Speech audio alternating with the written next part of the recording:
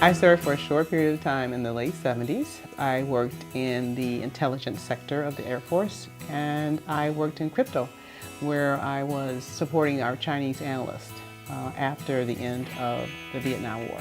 This was during the Cold War, and the former Soviet Union was still in place as a political structure, and the Iron Curtain was still in place, which started in Berlin and extended down through the Czech Republic. I was in the Army Intelligence Corps, so I pulled intelligence duty, in what we called the 1 kilometer zone at that time, and that was the denied area except for U.S. forces and German forces along the border. I served from January of 1970 to September 1973.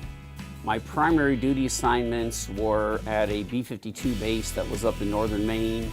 Was there for 2 years, then I spent a year at Kunsan Air Base, Korea. I guess it was something I really always wanted to do. Just kind of a dream of mine. My service started with ROTC. I had 2 duty assignments, so I actually was in the military during the first desert conflict. Even though I didn't serve there, we really kind of valued our role, our support role, and the assistance we put out to aid those people out in the field.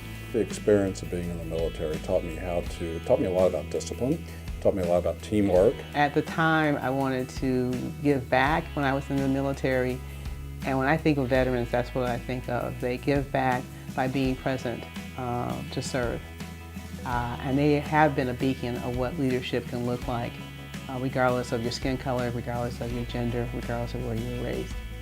I guess what I'd like students who aren't planning on serving, do some research into, what does it mean for someone who decides to put on a uniform and take the chance that they might in fact be sent in harm's way.